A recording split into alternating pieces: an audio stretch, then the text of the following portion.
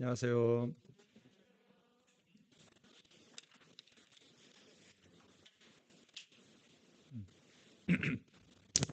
제가 헤어스타일을 좀 바꿨습니다.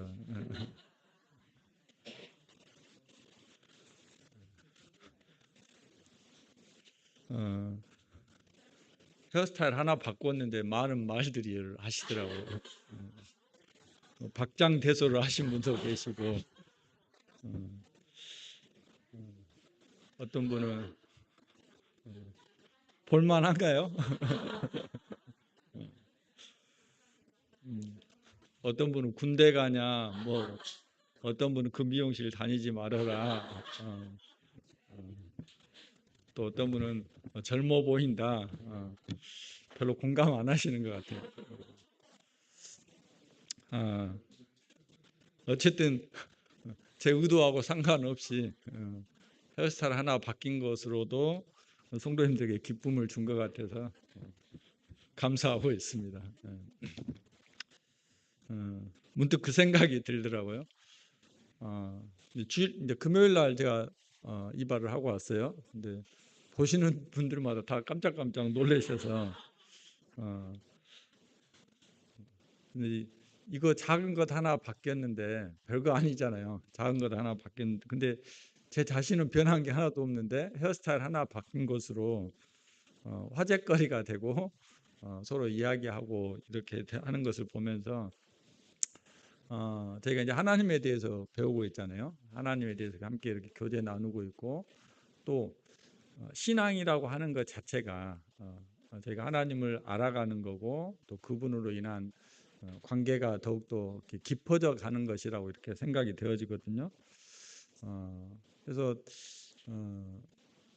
저희가 하나님을 안다고 하는 것은 어쨌든 그 크신 하나님, 그 위대하신 하나님, 그 광대하신 하나님을 저희가 온전히 다 이해할 수 있는 것이 없잖아요. 이번 수요일 날도 저희 그룹에서 이제 그런 교제를 나눴었는데 삼위일체 되신 하나님에 대해서 교제를 나누는데 도대체 이게 설명할 수 있는 방법이 없다. 도대체 설명할 수 있는 방법이 없고 뭐 거기에 이제 예시들이 나오긴 했지만 그게 어쨌든 다 온전한 게 아니잖아요. 온전하게 삼위일체를 정확하게 이렇게 설명했다 할 수 있는 것이 없잖아요. 그래서 이제 한 자매님은 그 몸과 혼과 영으로 이렇게 그 나누어진 부분이 그렇게 구성된 부분이 이걸 그나마 잘 설명해주고 있는 것 같다. 거기에서 감동을 받았다 이런 교제를 했는데 또 어떤 분은 근데요 그게요 하나님은 세 분이니까 각자 따로따로 존재하셔도 아무런 그 하자가 없잖아요. 그렇게 다 존재하실 수 있는 분인데 근데 저희는 이 세 가지 중에 한 가지만 없어도 존재할 수가 없잖아요. 영혼, 몸 이 세 가지 중에 한 가지만 없어도 이게 내가 나라고 할 수가 없는 거잖아요. 그래서 어쨌든 온전하게 뭐 삼위일체 되시는 하나님을 설명할 수 있는 그 무엇이 없다. 근데 저희가 그걸 가지고 이야기를 하고 있어요. 하나님은 삼위일체라고. 그, 그 고결한 이야기, 그 숭고한 이야기를 저희들이 하고 있고 더 놀라운 것은 그게 지금 믿어져 있잖아요. 그죠? 안 믿어지신가요? 그게 믿어져 있잖아요. 저희들 가운데. 그래서 이제 한 분이 그렇게 표현했어요. 이것은 인간의 영역이 아니고 하늘에 속한 언어다. 그러니까 하늘에 속해 있는 그 언어가 우리에게 성취되어져 있고 우리에게 믿어져 있다. 이건 참으로 놀라운 일이다. 그죠? 어쨌든 저희가 삼위일체뿐만 아니라 하나님이라고 하는 이 놀라운 저희가 뭐 이스라엘 백성들은 그 입에도 감히 담지 못한다고 하는데 그 하나님이라고 하는 놀라운 분을 우리가 알았을 뿐만 아니라 이제 그분과의 어, 관계가 형성이 되어졌다고 하는 것. 그러니까 내가 우리가 저희가 자주 이제 그런 뭐 비유들을 들잖아요. 요즘엔 아이돌 누가 인기 있어요? 요즘도 방탄소년단이 인기 있나? 어쨌든 그런다 치고. 근데 어, 내가 그 사람을 알잖아요. 근데 그 사람과 방탄소년단과 내가 관계가 형성이 돼 있는 건 아니잖아요. 그죠? 근데 하나님과의 관계를 보면 하나님은 제가 하나님을 알지만 하나님과의 관계가 어쨌든 저희가 형성이 되어 있어요. 근데 이것이 놀랍게도 우리가 어떤 수고를 해야 되고 어떤 노력을 해야 되고 무엇을 이루어야 되고 하나님 앞에서 뭔가를 해서 우리가 쟁취하는 게 아니라 하나님이 모든 걸 다 이루어 주셨다는 거죠. 그래서 우리 주님이 다 이루었다 이렇게 말씀하셨잖아요. 너희는 가만히 있어 내가 하나님 됨을 알지어다 이렇게 말씀하셨잖아요. 그래서 하나님이 우리와의 관계를 형성시키기 위해서 당신이 모든 것을 다 계획하고 모든 것을 다 실행하고 모든 것을 다 이루셨다는 거예요. 그래서 저희가 이제 그 하나님과 정말 이 관계, 놀라운 관계가 형성이 되어 있는데 이 관계는 더 기가 막히죠. 그분이 나를 자녀라고 하시는 거예요. 그리고 내가 그분을 아버지라고 부르는데 아무런 거리낌이 없습니다. 그리고 그것을 가지고 서로 친밀한 이런 관계 형성을 하고 있는 것 자체가 참 놀라운 일인 것 같습니다. 저희가 지난번 하나님을 추구함이라고 하는 그 책자에 그런 이야기가 있었잖아요. 아버지와 아들이 가깝게 지낸다, 잘 알고 지낸다. 이것이 무슨 의미인 거냐? 그런 비유를 드러났어요. 내가 요즘에 우리 아들을 가 가까워졌어. 근데 이거는 물리적인 거리가 아니잖아요. 왜 가까워졌다고 하는 것은 집에 항상 같이 있으니까 가까운 거리에 있잖아요. 근데 왜 요즘에 와서 가까워졌냐고 표현을 하는 거죠. 표현을 하냐는 거죠. 그것은 무엇인가요? 아들과의 대화가 자주 이렇게 형성이 되어지고 대화를 통해서 서로를 알아간다는 거죠.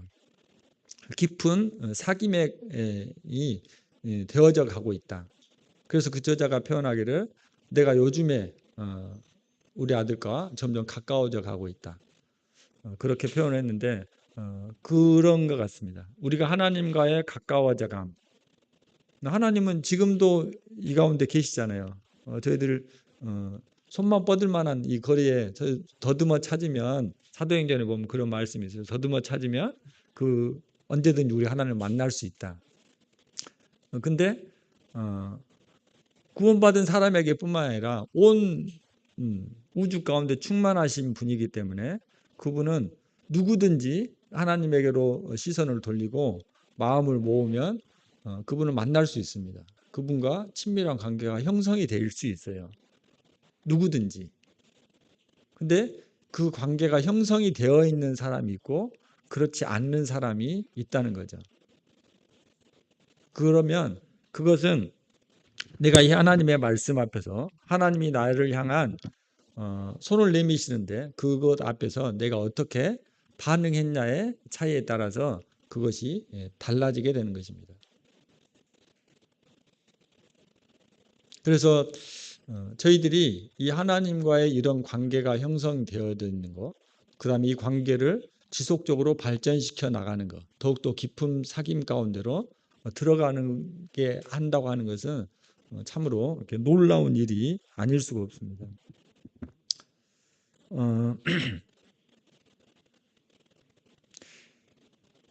자꾸 이제 뭘 잘 까먹어서 큰일입니다.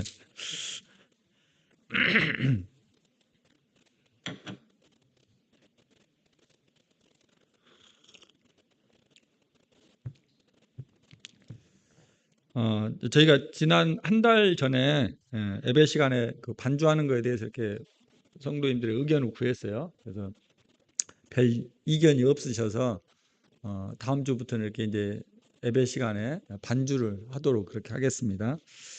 다만 어쨌든 이 반주하는 것이 저희가 이제 예배라고 하는 것은 하나님 앞에 온전히 감사를 표하고 그분의 이름을 높여드리는 거잖아요. 그래서 이제 이 반주하는 것이 봉사처럼 여겨지고 반주하시는 분들이 봉사처럼 여겨지고 일하는 것처럼 여겨지면 그분이 온전하게 그 시간에 하나님 앞에 마음을 모아서 예배 드리는 것이 안 되잖아요. 그래서 하다가 이게 잘 안 되면 또 다시 멈출 수 있는 겁니다. 그리고 다시 바꾸고 또 새로운 방법으로 이렇게 할 수 있는 거거든요. 그래서 예배 시간이 주님이 이렇게 너희는 나를 예배해라 하고 방법을 제시하지는 않았어요. 그것은 저희들에게 자유함으로 주신 겁니다. 다만 저희들에게 안타까운 것은 이렇게 고착화되어져 가지 않았으면 좋겠다. 그래서 저희들 안에 있는 자유함을 가지고 주님을 예배하고 찬양하는 일이 이렇게 활발하게 되어졌으면 좋겠다. 갑자기 벌떡 일어나서 율동을 하셔도 괜찮아요. 네. 그것에 대해서 저 형제 왜 저래 그렇게 반응하시지 않았으면 좋겠어요. 그러니까 하나님 앞에서 자유롭게 예배하는 거니까요. 그리고 저희가 이제 뭐 이렇게 흐름이 돼 있잖아요. 그래서 시간이 이제 보통 11시 반에 끝나는 걸로 저희가 약속이 되어 있기 때문에 뭐 11시 20분 정도나 15분 이 정도 되면 떡과 잔에 참여하는 걸로 이렇게 기도하는 걸로 이렇게 되어 있는데 그것도 한편으로 좀 생각해 볼 필요도 있는 것 같아요. 왜냐하면 이제 자기는 이제 떡과 잔에 참 그걸 기도를 하려고 준비를 해갖고 오신 분들이 있을 거 아니에요. 마음에 이렇게 그 부분이 묵상이 되어져서 그렇게 하신 분들이 있는데 예를 들어서 20명의 형제님들이 전부 다 그 부분만 준비해갖고 오면 어떻게 되겠어요? 그러면 이제 또 참여를 못하는 이런 경우가 생길 수도 있잖아요. 그래서 어느 모임에 가니까 그렇게도 하시더라고요. 중간에 그냥 하시는 거예요. 내가 떡에 감사하고 싶은 마음이 있으면 중간에 떡에 대해서 감사하고 성도님들이 떡에 참여하고 또 그 이후로도 계속해서 찬양도 드리고 감사도 드리고 이렇게 하시더라고요. 그래서 저희가 이거를 반드시 이렇게 해야 된다 이렇게 못 박는 것은 성경에 말씀하고 있는 부분이 아니기 때문에 저희들 안에 이렇게 자유함이 있는 것 같아요. 그러나 어느 정도 저희들 안에 이제 규칙은 있어야 될 거 아니에요. 룰이 너무 이렇게 중구난방이 되거나 지금 끝내야 되는데 막 계속 하고 있거나 이것도 규모 있는 건 아니잖아요. 그래서 어쨌든 그런 부분들에 있어서 우리가 자유함을 갖 때 성도들과 충분한 교제 가운데 공감이 되어진 가운데 덕스럽게 주님 앞에 예배 드려지는 시간이 되어졌으면 좋겠습니다. 그리고 이런 말씀은 안 드리고 싶은데 어쨌든 저희가 요즘 와서 좀 텀이 자꾸 길어지는 것이 사실인 것 같아요. 저희들 스스로 주님 앞에서 예배를 잘 준비하고 형제님들 자꾸 쳐다보지 말고 형제님들 지적하지 마세요. 우리가 한 몸으로 예배 드리는 겁니다. 주님 앞에서 한 몸으로 예배하는 거기 때문에 어쩌면 자매님들이 준비를 안 해서 그럴 수도 있어요. 제가 단정 지을 수는 없지만 그래서 형제님들 왜 저 형제님 기도에 참여 안 하시지 이렇게 하시지 마세요.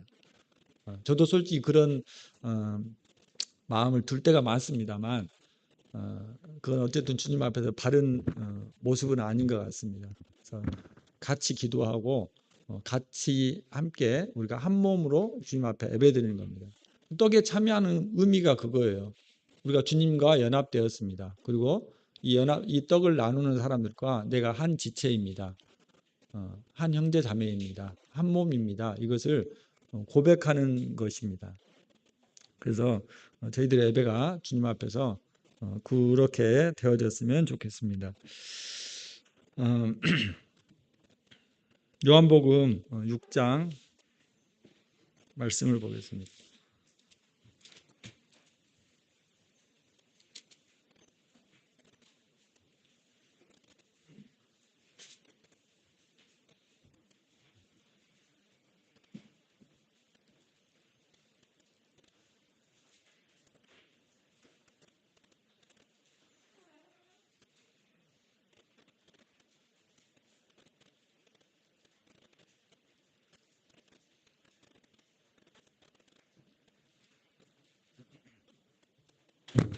네, 죄송합니다. 요한복음 6장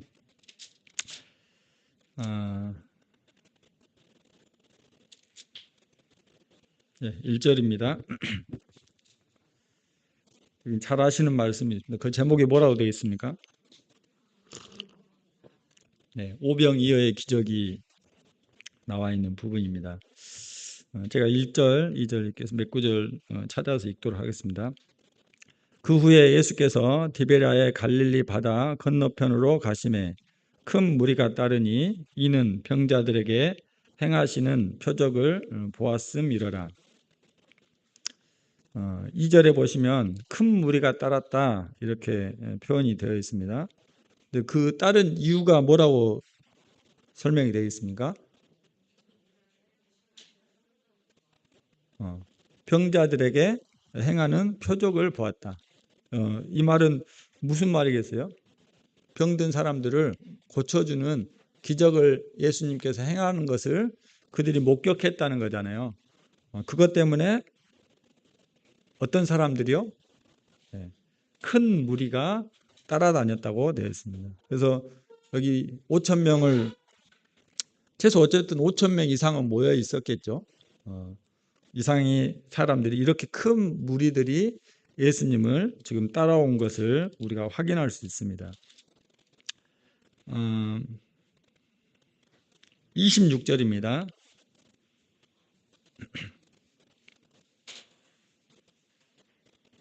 26절 예수께서 대답하여 이르시되 내가 진실로 진실로 너희에게 이르노니 너희가 나를 찾는 것은 표적을 본 까닭이 아니요 떡을 먹고 배부른 까닭이로다. 여기에도 너희가 나를 찾는데 그 이유가 기록이 되어 있어요. 뭐 때문에요? 네, 배불러서 너희가 나를 지금 찾아왔다 이렇게 예수님께서 말씀하고 있습니다. 근데 어떤 사람들이요? 큰 무리가 배가 불러가지고 그 이유 때문에 예수님을 지금 찾아왔다고 이렇게 이야기하고 있습니다. 요한복음 6장을 이거를 내용을 다 설명을 해드릴 수는 없습니다. 이제 어쨌든 잘 아시는 내용이지만 몇 가지 말씀만 이렇게 드리도록 하겠습니다. 읽도록 하겠습니다. 어쨌든 이제 갈릴리 바다에서 예수님께서 여러 가지 기적을 행하시고 사람들에게 이렇게 말씀을 전하십니다. 그 뒤에 이제 말씀에 보면 내가 생명의 떡이다 이런 말씀을 하셔요. 그 다음에 나를 생수를 마시는 자는 다시는 목마르지 않을 것이다. 이런 말씀을 하시고 만나를 너희들이 조상들이 먹었는데 그것이 너희들의 그 모세가 준 게 아니고 이건 하늘에서 내려온 거다. 그리고 내 살을 먹고 내 피를 마시는 자가 영생을 가졌다. 이런 이제 주님이 자기가 생명의 떡 되신 거에 대해서 이렇게 쭉 말씀을 하십니다. 근데 이런 말씀을 쭉 하고 계시는데 반응이 나타납니다. 사람들이 반응이 나타나는데 60절입니다. 59절 보겠습니다. 이 말씀은 예수께서 가버나움 회당에서 가르치실 때 하셨다. 그래서 장소가 나와 있죠. 가버나움이라고 하는 이 회당에서 예수님이 이 말씀을 가르치셨어요. 근데 제자 중 여럿이 듣고 말하되 이 말씀은 어렵도다. 누가 들을 수 있느냐 한데 예수님이 이것을 제자들이 하는 이야기를 듣고 이렇게 대답을 하십니다. 61절입니다. 예수께서 스스로 제자들이 이 말씀에 대하여 수군거리는 줄 아시고 이르시되 이 말이 너희에게 걸림이 되느냐. 제자들은 뭐 어떻게 이야기했습니까? 말씀에 대해서 평가하기를 어렵도다 이렇게 이야기를 했거든요. 근데 예수님은 질문을 어떻게 하셔요? 걸림이 되느냐 이렇게 물어보십니다. 반응이 어떻게 다르게 나타나죠? 왜 제자들은 예수님이 해준 이야기를 어렵게 이걸 받아들였을까요? 왜 힘들다고 왜 이것은 어려운 문제다 난해 그 이해하기가 어렵다 이렇게 반응을 했을까요? 근데 예수님은 제자들에게 어떻게 질문을 하셨어요? 걸림이 되느냐? 걸린 것과 어려운 것은 반드시 똑같은 게 아니죠. 다른 거잖아요. 예수님은 마음에 저희들의 심장과 폐부를 살피시는 분이시잖아요. 아마도 제자들이 이 말씀을 수용하기가 싫었던 것 같습니다. 마음에 걸린 거죠. 순종하고 싶은 마음이 별로 없었던 것 같아요. 예수님을 따르고 싶은 그런 마음이 없었던 것 같습니다. 그래서 말씀이 걸림이 되느냐 이렇게 질문하셨어요. 그리고 이제 63절에서 이렇게 이야기합니다. 살리는 것은 영이니 육은 무익하다. 내가 너에게 이른 말은 영이요 생명이다. 예수님은 이 세상에서 병자들을 낫게 하는 것, 그 다음에 사람들을 배부르게 해주는 것에 관심이 있는 분이 아니에요. 물론 사람들을 긍휼히 여기십니다. 아픈 사람을 긍휼히 여기셔서 그들의 병을 고쳐주셨어요. 그죠? 이 많은 사람들이 지금 이대로 가면 해가 이제 다 저물어서 어디 가서 밥 먹기가 어렵다. 그래서 이 사람들에게 먹을 걸 줘라. 이렇게 제자들한테 이야기하셨어요. 또 먹을 게 없는데요. 그래서 수소문을 해보니까 오병이어가 있었던 거예요. 그걸 가지고 사람들을 먹였어요. 근데 주님은 저희들의 배고픔을 나몰라라 하시는 분이 아니고 저희들의 필요를 채워주시는 분이에요. 근데 그거 자체가 예수님에게 관심사가 아니에요. 근데 사람들이 따라온 이유는 무엇 때문이었어요?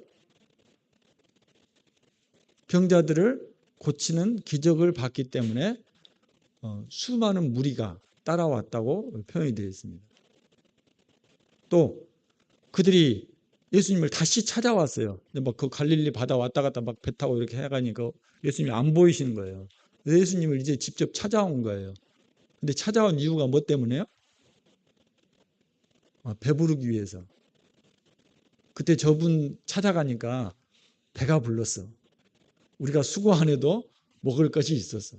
내가 땀을 흘리지 않아도 내가 다른 사람들과 막 실갱이를 거려서 저 사람에게 내가 돈을 벌어오지 않아도 나이가 먹을 것이 채워졌어. 근데 이 채워짐이 배부르게 먹었어. 내가 일해서 벌어서 먹은 것보다 더 행복하게 더 많이 먹었어. 그래서 그들이 예수님을 찾아왔다는 겁니다.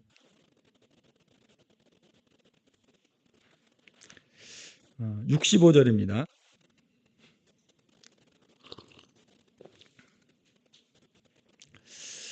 이르시되 그러므로 전에 너희에게 말하기를 내 아버지께서 오게 하여 주시지 아니하시면 누구든지 내게 올 수 없다 하였노라. 지금 사람들은 예수님 앞에 와 있잖아요. 근데 올 수 없대요. 아버지께서 허락하지 않으면 올 수 없대요. 물리적으로 가까운 거리에 있습니다. 죄송합니다. 제가 예수님이라고 생각하고 여기 계신 분들이 물이라고 생각해 보세요.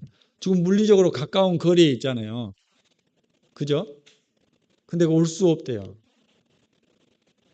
금요일 날 박종희 선생님이 관점에 대해서 말씀하셨는데 네, 같은 공간에 있지만 예수님과 지금 무리들은 관점이 다른 거예요. 사람들은 내 몸이 건강해지는 것, 내 몸이 아픈 것 이런 것에 관심이 있어요. 내가 배부르게 잘 먹고 잘 사는 것에 관심이 있어요. 거기에만 포커스가 집중이 되어 있어요. 근데 예수님은 자기를 그런 존재가 아니라 생명의 떡이라고 이야기하고 있어요. 나는 하늘에 속한 것을 이야기한다고 이야기하고 있어요. 그래서 이미 예수님과 이 무리들 사이에는 물리적으로 가까운 거리에 있지만 그들 사이에는 큰 간격이 있는 겁니다.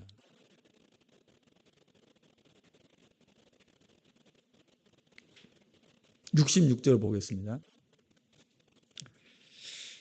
그때부터 그의 제자 중에서 많은 사람이 떠나가고 다시 그와 함께 다니지 아니하더라. 이상하지 않습니까? 그렇게 많은 사람들이 따라왔는데 이 시점부터 예수님이 이런 말씀을 하시는 그 시점부터 제자 중에서 많은 사람들이 떠나갔대요. 내가 이제 너희들의 먹여주는 것, 너희들의 병 고쳐주는 것, 너희들이 잘 먹고 잘 사는 것에 난 관심이 없어. 나는 오직 하늘에 속한 것에 관심이 있는 사람이야. 그리고 나는 그것을 너희들에게 이야기하고 그것을 너희들에게 전달해 줄 거야. 그 이야기를 해주니까 그때부터 사람들이 떠나가기 시작했다는 겁니다. 그리고 뭐라고 했어요? 다시는 예수님과 함께하지 않았다고 합니다.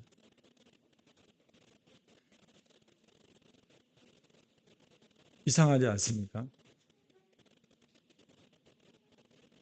그때 이제 예수님이 질문하셔요. 12명의 제자에게. 그 다음 구절입니다. 예수께서 12제자에게 이르시되 너희도 가려느냐? 시몬 베드로가 명언을 하죠. 주여 영생의 말씀이 계시오매 우리가 누구에게로 가오리이까? 우리가 뭐 때문에 여기 있는 거죠? 우리가 뭐 때문에 이 세상을 살아가고 있는 거죠? 내가 무엇 때문에 예수님을 믿고 있는 거죠? 내 병을 낫기 위해서입니까? 내 몸이 건강해지기 위해서입니까? 내가 배부르게 하기 위해서입니까? 내가 남들보다 조금 더 이 세상의 것을 누리기 위해서입니까?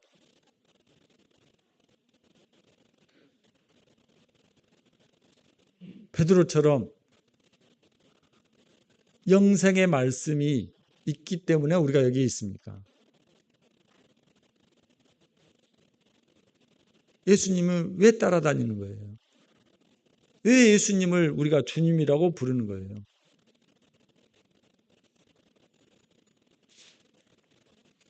뭐 때문에요?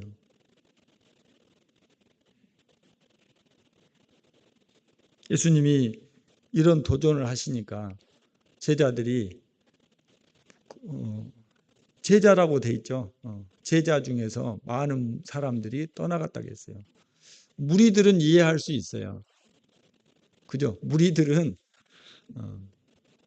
무리하고 제자는 엄밀히 말하면 다른 사람들이잖아요. 근데 제자들 중에서도 떠나갔어요. 그리고 예수님과 다시는 같이 하지 않았대요. 근데 12명 딱 남아있어요.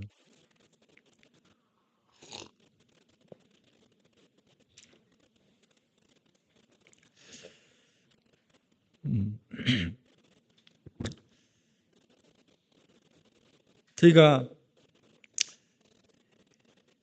이 땅을 살아가는 이유, 내가 예수님을 주님이라고 부르는 이유, 내가 그분 앞에 기도하고 내 삶을 의지하고 그분의 이름으로 모이는 곳에 내가 함께 모이는 이유. 이제 구원 받았고 침례 받았으니까 여기에 모여야 되니까 모이는 거 아니잖아요. 근본적으로 무엇 때문에 우리가 그렇게 해야 되냐 하는 거죠.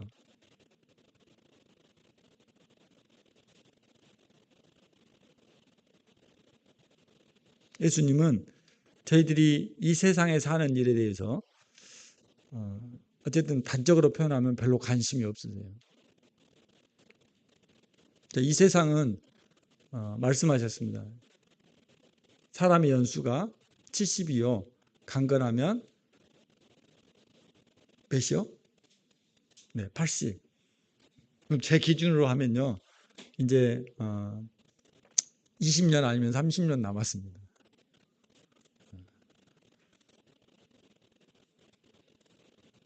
근데 저도 저의 자꾸 기도하는 제목을 보니까 그냥 이 세상의 삶이 잘 되기를 바라는 부분이 너무 많이 있어요.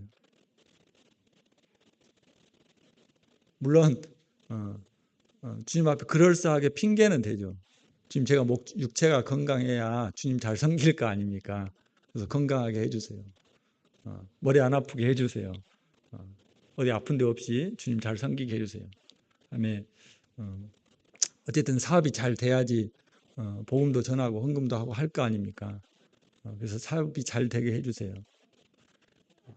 근데 한편으로는 이면에 그냥 이 세상에서 잘 살기를 바라는 마음이 깔려 있더라고요. 자꾸 관점이 그곳에 있어요.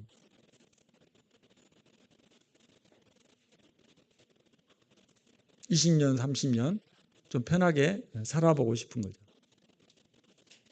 20년, 30년 별 문제 없이 살아보고 싶은 거예요. 아니, 생각해 보세요. 일을 안 했는데 날마다 배부를 수 있어요. 날마다 잘 먹을 수 있어요. 하시겠어요? 안 하겠어요?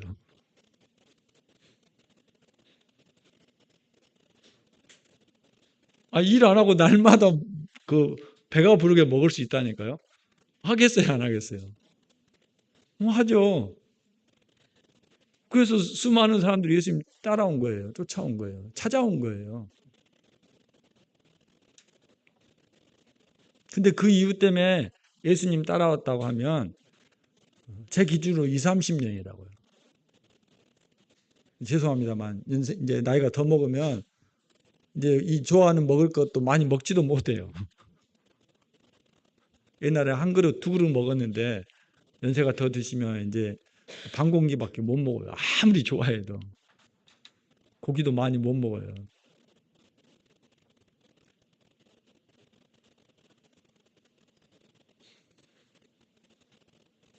그럼 우리가 무엇 때문에 예수님을 따라야 할까요?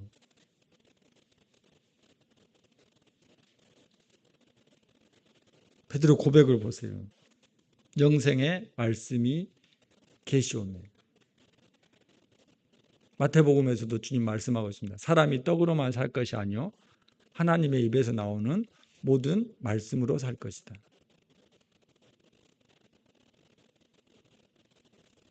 네, 하나님의 말씀이 저희들을 힘있게 하고 하나님의 말씀이 저희들을 행복하게 하고 하나님의 말씀이 저희들을 영화롭게 합니다. 가치 있게 합니다. 삶의 존재를 느끼게 해줘요. 어느 회사에서 그런 실험을 했어요. 아침에 출근하는 직장인들을 상대로 커피 쿠폰을 나눠줬어요. 무료로. 그 받으면 기분 좋겠어요? 안 좋겠어요? 좋죠. 그리고 저녁에 가서 그 받은 분들에게 전화를 해서 확인했답니다. 오늘 행복하셨습니까? 전화를 했는데 반응이 어떻겠어요?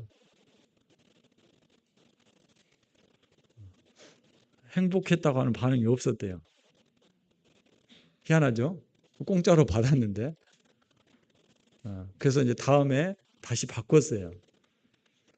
아침에 똑같이 쿠폰을 나눠줍니다. 그리고 이 쿠폰을 가지고 오늘은 모르는 분에게 커피를 사주십시오. 그리고 저녁에 똑같이 질문을 했대요. 오늘 행복하셨습니까? 반응이 어떻겠어요? 네, 그들이 행복했다고 이야기했다는 거예요. 왜 그랬을까요? 내가 무료로 커피를 사줬잖아요. 그 커피를 받아 마신 사람은 어떻게 했겠어요? 네, 감사합니다. 고맙습니다. 이렇게 표현했을 거 아니에요. 내 것이 아닌 걸 가지고 나는 베풀었는데 내 것이 아니잖아요. 내 것이 그냥 했는데 옳은 게 있어요. 그게 뭐예요? 감사. 그래서 그 감사를 인해서 내가 행복해지는 거예요. 하나님의 말씀의 원리가 그렇잖아요. 내가 하나님의 말씀을 따라서 살아가게 될 때 그런 행복감이 나에게 옵니다. 내 것을 포기해도 행복해질 수 있어요. 내 것을 나눠줘도 행복해질 수 있어요. 내 것이 소멸되고 손해봐도 행복해질 수 있어요. 그게 영생의 말씀을 따라 살아가는 삶입니다. 우리 하나님을 믿는다고 할 때, 예수님은 쫓는다고 할 때 성경에 약속되어 있는 약속들을 봐보세요. 이 세상에서 일이 잘 풀리는 그런 약속이든가요? 아니에요. 요셉을 봐보세요. 하나님이 요셉에게 주권적으로 그를 선택했습니다. 근데 요셉 어떻게 됐어요? 형들에게 미움을 받았잖아요. 팔려갔어요. 가서 노예살이를 합니다. 잘 되는가 싶더니 또 누명을 써가지고 감옥에 또 들어갔어요.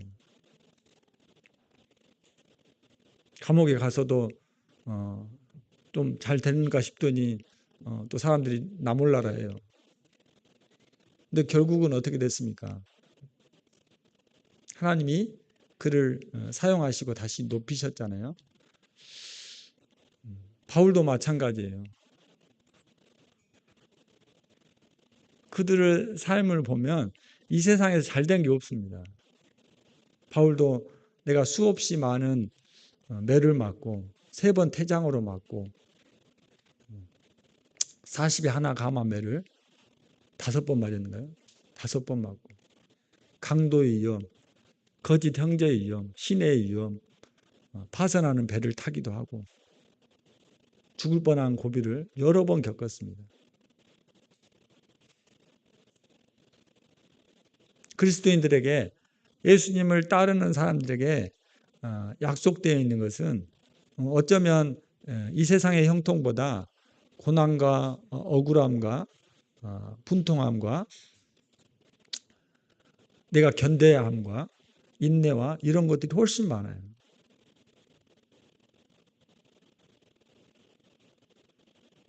그런데도 예수님이 물으시는 거예요. 그래도 너희가 나를 따를 거냐. 이 영생의 말씀은 그런 거야. 그리고 이 세상에 속해 있는 게 아니기 때문에 영원한 하늘에 속해 있는 거기 때문에 거기에 남아 있을 거야. 이 세상의 흔적으로 남지 않을 거야. 그것을 제자들에게 지금 이야기하고 있습니다. 도전하고 있어요. 그러면 나는 어떻게 반응할 거냐는 거예요.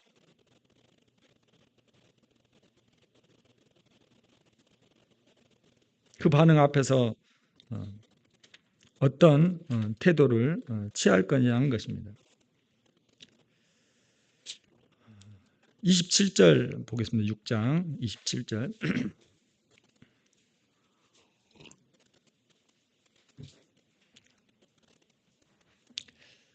26절 다시 읽겠습니다. 예수께서 대답하여 이르시되 내가 진실로 진실로 너희에게 이르노니 너희가 나를 찾는 것은 표적을 본 까닭이 아니요 떡을 먹고 배부른 까닭이로다. 사람들이 예수님을 찾는 이유가 배부름을 위해서라고 했습니다. 예수님이 이렇게 말씀하십니다. 썩을 양식을 위하여 일하지 말고 영생하도록 있는 양식을 위하여 하라. 이 양식은 인자가 너희에게 주리니 인자는 아버지 하나님께서 인치신 자니라. 썩을 양식을 위하여 일하지 말라고 하시고 영생하도록 있는 양식을 위해서 일하라고 말씀하고 있습니다. 다른 번역본을 보니까 이렇게 되어 있어요. 썩는 양식을 위해서 일하지 말아라. 그 다음에 썩어 없어질 양식을 위해서 일하지 말아라. 그리고 영원한 생명에 이르는 양식을 위해서 일하라. 영생하기까지 남아있을 양식을 위해서 일하라는 거예요. 그래서 이 세상에서 배부른 것은 없어질 거라는 거예요. 썩어 없어질 거라는 거예요. 너희들이 지금 추구하고 있는 것은 너희들이 지금 나를 따르는 이유는 이 세상에서 썩어 없어질 그것을 위해서 지금 나를 따르고 있는데 나를 따르는 이유가 그것 때문이 아니라 영생하기까지 남아있을 양식을 위해서 하라는 거예요. 그래서 이것은 영원히 남는다는 거예요. 우리가 주님을 진정으로 따를 때 주님을 따르는 목적이 이제 그것을 위해서 나아가야 된다는 거죠. 나의 안일함을 위해서가 아니라, 나의 배부름을 위해서가 아니라, 나의 영예를 위해서가 아니라, 나의 만족을 위해서가 아니라, 이제 하늘에서 그 하나님 나라에서 영원히 기억될 것, 그 하나님 나라에서 영원히 남을 것을 위해서, 그것 때문에 나를 따르라는 거예요. 영생하도록 있는 양식을 위해서 일하라고 하는 것은 그것을 지금 이야기하고 있습니다.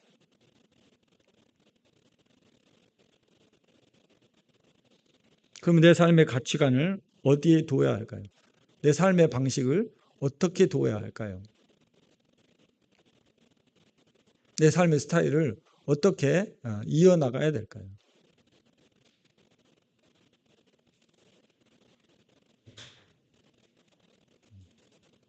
저도 얼마 전에 그 사고를 겪었잖아요.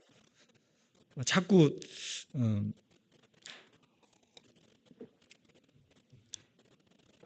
그 이제 기억을 안 하려고 해도, 생각을 안 하려고 해도 자꾸 그 사고에 이렇게 집중이 돼요. 내가 그때 조금만 더 조심했으면, 또 왜 그 사람은 왜 술을 먹어가지고 자꾸 이게 이제 집중이 되는 것이 너무 이제 괴롭더라고요. 그러면 이제 이거를 또 어쨌든 해결을 해야 되잖아요. 문제가 빨리 해결이 돼서 끝나야 되는데, 뭐 보험회사에서는 이렇게 해야 된다, 저렇게 해야 된다, 이런 경우는 이렇게 된다, 저렇게 된다. 너무 이제 경우의 수가 많아요. 막 머리가 복잡해지고 힘들더라고요. 그래서 이런 경우는 이렇게 해야 되는데, 또 근데 자꾸 이 일에 집중되어지는 것을 이렇게 보니까, 근데 막 어쨌든 이걸 이제 외면하고 그 일 처리를 안 하면 안 되잖아요. 그렇게 해서는 안 되지만, 너무 거기에 모든 것이 사로잡혀지는 것이 그 마음이 이제 싫은 거예요. 근데 이제 저희가 이제 수요일 날 하나님에 대해서 그 교제를 했잖아요. 근데 하나님에 대해서 자꾸 이렇게 묵상을 하니까, 하나님은 홀로 유일하신 참되신 하나님이시래요. 하나님은 삼위일체 되신 하나님, 세 분인데 하나고 하나인데 세 분이다. 좀 아리송하면서도 이해도 안 가고, 이게 도대체 뭔 말이냐 싶은 말들인데, 근데 이 하나님에 대해서 자꾸 묵상을 하고 하나님에 대해서 생각하니까, 세상의 것들이, 이 생각들이 이렇게 멀어져 가더라고요. 그리고 문제가 해결된 건 아니잖아요. 근데 알 수 없는 이렇게 평안함이 이렇게 찾아오더라고요. 그렇지, 이것도 하나님의 섭리 가운데 있을 거야. 그분은 실수하시지 않아. 무조건 내가 이로운 쪽으로 일이 해결되기를 막 바라는 마음이 저도 모르게 이기적으로 막 생겨요. 근데 제가 잘못했으면 벌을 받아야죠. 그렇잖아요. 제가 잘못한 것 때문에 우리 주님도 벌을 받았는데, 제가 잘못했으면 벌을 받아야죠. 근데 내가 억울하게 느껴지는 거예요. 저 사람이 술 먹어서 그런 건데.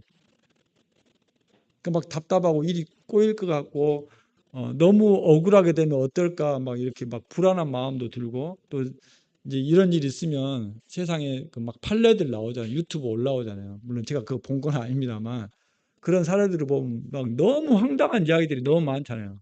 너무 억울하다, 너무 분통 터진다, 그래서 뭐 잘 따져봐야 된다, 뭐 변호사 선임을 잘해야 된다, 막 이런 것들이 너무 너무 막 혼잡스럽게 하는 거예요.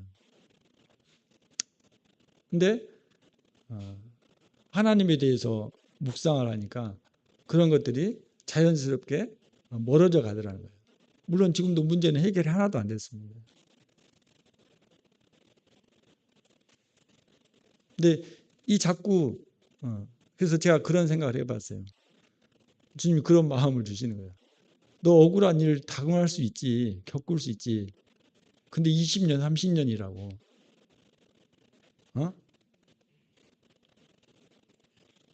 20년, 30년 억울하게 어, 시간 보내면 돼, 그냥.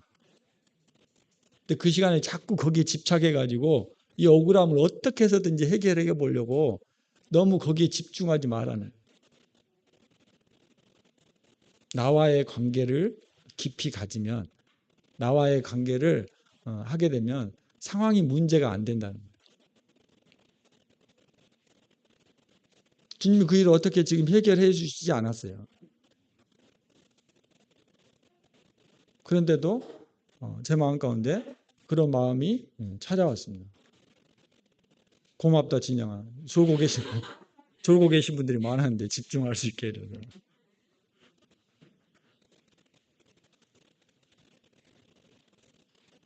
근데 우리는 자꾸 이 세상 일에 주님은 배부른 거, 병 낫는 거 이렇게만 이야기하셨는데 이건 세상적인 일이잖아요. 너무 거기에 사로잡혀 살면 안 되겠다. 세상에서 주는 쾌락도 마찬가지예요. 일시적이잖아요. 제가 예를 들어서 지금부터 이 세상에 즐길 수 있는 모든 쾌락을 다 경험해보고 산다고 생각해 보세요. 그래봤자 얼마요? 2030. 다 누려도 2030이에요. 근데 이 시간에 내가 하늘에 속한 것을 추구하고 그것을 누리고 그것을 갈망해 본다고 생각해 보세요. 근데 이것이 영원히 기록됩니다. 이게 영원히 남습니다. 계산 쉽게 할 수 있죠. 계산 쉽게 나오는 거예요. 근데 자꾸 우리에게 방해를 하는 것이 있어요. 마태복음 13장입니다.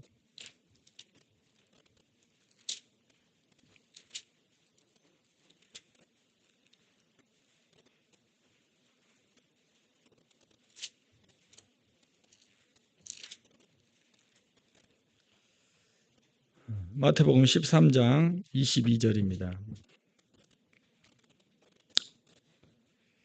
가시떨기에 뿌려졌다는 것은 말씀을 들으나 세상의 염려와 재물의 유혹에 말씀이 막혀 결실하지 못하는 자요. 자, 우리가 맨날 말씀을 들어요. 맨날 말씀을 묵상합니다. 맨날 말씀을 보고 있어요. 맨날 말씀으로 교제하고 있어요. 잘 듣고 계시죠.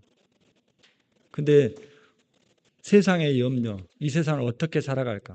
이 세상을 어떻게 풀어나갈까? 이 세상을 어떻게 해결해 갈까? 그래야 어떻게 내가 조금 더 행복해질 수 있을까? 어떻게 이것을 잘 해결해 나갈까? 이 세상의 염려. 그 다음에 재물의 유혹. 이것이 무엇을 막은다고요? 그 다음에 뭐라고 기록되어 있습니까? 예, 말씀을 막아버린대요.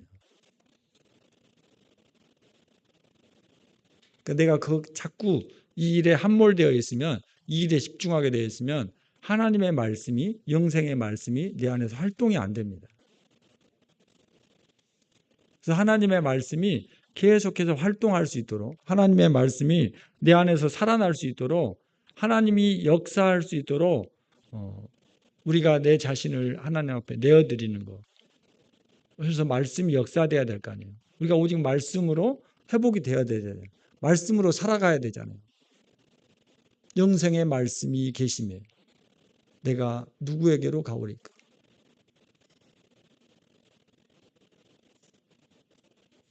한문철 변호사 안 찾아가도 괜찮아요.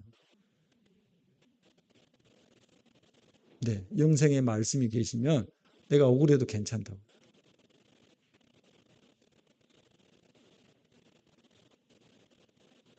근데 자꾸 그 방법대로 풀어가려고 하면 하나님의 말씀이 내 가운데서 역사하는 것을 막습니다.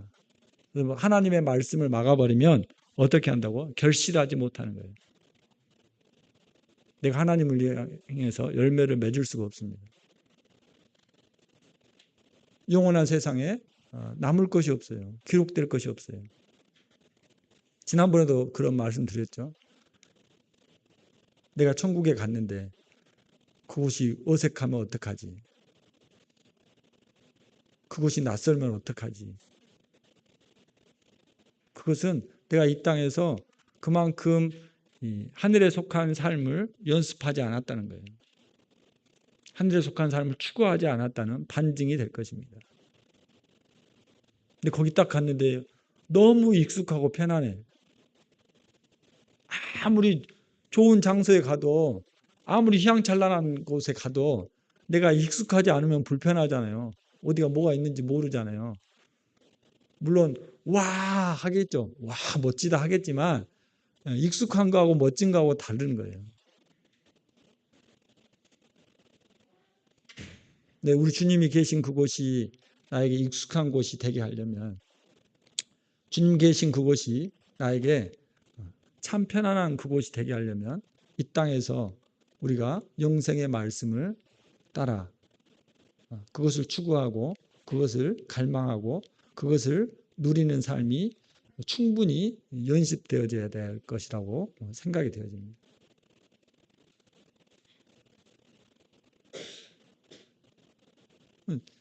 세상 것을 알아가면 알아갈수록요 더 골치가 아프고 머리가 아파요. 더 불안해져요. 얼마 전에 그 무서운 사건이 일어났더라고요. 저는 이제 뉴스 볼 시간도 없어서 이은주 뉴스를 자꾸 들어요.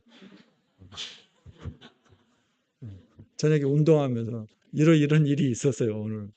근데 뭐 무서운 살인 사건이 일어났더라고요. 그런 이야기를 들으면요 막 불안해요. 모르는 사람이 저한테 와서 해코지 할까봐 불안해요. 제가 간이 작아서 그런지도 모르겠어요. 근데 세상에 그런 일들이 얼마나 많아요. 또 사람을 억울하게 하는 일들이 얼마나 많습니까? 불안하고 답답하고 초조해져요. 근데 하나님을 알아가면 알아갈수록 그 하나님의 어떠하심이 내 마음 가운데 지배하고 그 하나님의 어떠하심이 나를 사로잡으니까 도리어 이 세상의 염려가 물러가는 거예요. 이게 뭐죠? 여호와를 알자. 힘써 여호와를 알자. 네, 하나님을 알아갈 때 우리 마음 가운데 이런 평강이 계속해서 유지될 것입니다.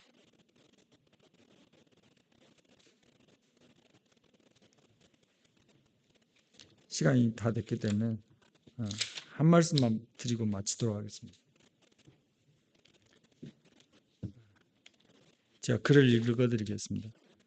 윌리엄 보든이라는 사람이 있어요.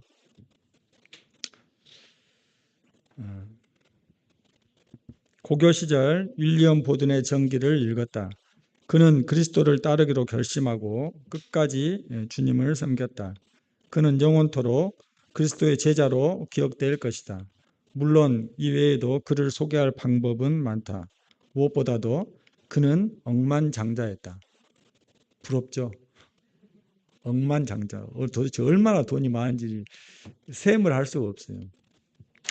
1800년대 말 그는 오늘날로 따지면 수십억 달러 가치에 달하는 낙농회사의 상속자로 태어났다. 기가 막힙니다. 상속자래요. 자기가 읽은 것도 아니고 그냥 거저 받을 수 있어요. 또한 그는 명문대 졸업생이기도 했다. 그는 예일 대학과 프린스턴 대학원에서 학위를 취득했다.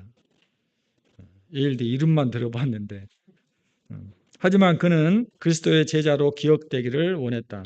그래서 수백만 달러를 버린 채 예수님의 부르심을 따라 머나면 이슬람 교도의 땅으로 떠났다. 그가 세 마디 말을 남기고 갑니다.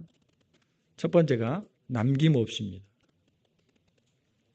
윌리엄 보든이 고등학교를 졸업하자 그의 부모는 그에게 세계여행을 권했다. 부럽죠. 세계여행. 고등학교 졸업 선물로 세계여행 갔다 와라. 네, 그럴게요. 그리하여 유럽과 아시아, 중동을 여행하던 중 그는 복음이 닿지 않은 곳으로 찾아가라는 하나님의 부르심을 느꼈다. 그래서 그는 예수님을 위한 선교에 삶을 바치겠다는 편지를 부모에게 보냈다. 그러고 나서 자신의 성경책에 문장 하나를 썼다. 그것이 바로 남김없이입니다. 남김없이 내 삶을 예수님께 드리겠습니다. 윌리엄은 예수님을 따르려면 온전한 헌신이 필요하다는 사실을 알았던 것이다. 아버지의 강권으로 예일 대학에 들어간 첫 해에 그는 오직 주님만을 사랑하기로 결심했고 한 친구와 함께 아침마다 성경을 읽고 기도하는 모임을 시작했다. 그때부터 아침에 눈만 뜨면 예일 대학 내에 성경 읽기와 기도 모임이 하나씩 생겨났다. 윌리엄이 4학년이 되자 그런 모임이 1000개에 달했다. 당시 그는 일기장에 늘 자신을 부인하고 예수님께 순종하리라 라고 썼다. 두 번째입니다. 후퇴 없이. 또한 대학 시절 윌리엄은 뉴헤이븐 거리를 방황하는 노숙자들을 돕기 시작했다. 알코올을 비롯한 중독자들의 갱생을 돕는 예일 호프 미션이란 단체도 세웠다. 그는 재학 중에 아버지가 돌아가시면서 막대한 재산을 물려받았다. 졸업 후 그는 성경책에 뒷면에 다시 한 문장을 썼다. 후퇴 없이. 윌리엄은 예수님을 따르기 위해서는 뒤를 돌아보지 말아야 한다는 사실을 알았던 것이다. 그는 세계 선교로 부르시는 주님의 음성을 듣고 중국 깐수성에 복음을 전하기로 마음을 먹었다. 하지만 중국으로 들어가기에 앞서 아랍어를 배우고 이슬람 지역 선교를 준비하기 위해 먼저 이집트로 건너갔다. 그런데 그만 그곳에서 척수막염에 걸리고 말았다. 그리고 한 달 뒤 25세 아까운 나이에 세상을 떠났고 카이로에 묻혔다.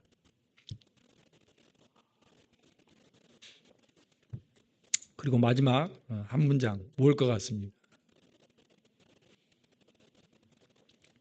후회 없습니다. 윌리엄의 삶을 보며 어리석다고 말한 사람이 많았을 것이다. 예수님을 따른답시고 가족과 재산, 미래까지 다 내팽개쳤건만 결국 선교지는 구경도 해보지 못하고 생을 마감했으니 말이다. 하지만 생각해보라. 그는 예일 대학의 영적 부흥을 일으키고 수많은 사람을 전도했다. 또한 그의 이야기를 듣고 선교사가 되기로 결심한 사람이 수천 명이다. 그의 인생은 결코 실패작이 아니다. 이 진정한 제자가 세상을 떠난 뒤에 그의 성경책 속에서 세 개의 문장이 발견되었다. 남김없이, 후퇴 없이, 후회 없이.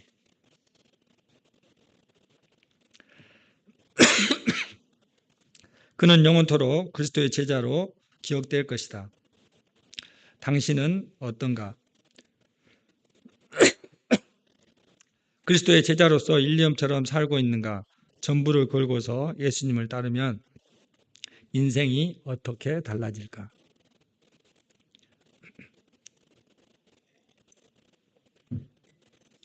네. 우리는 무엇 때문에 예수님을 따라야 할까요? 먹고 배부르기 위해서일까요? 기도하시고 마치겠습니다.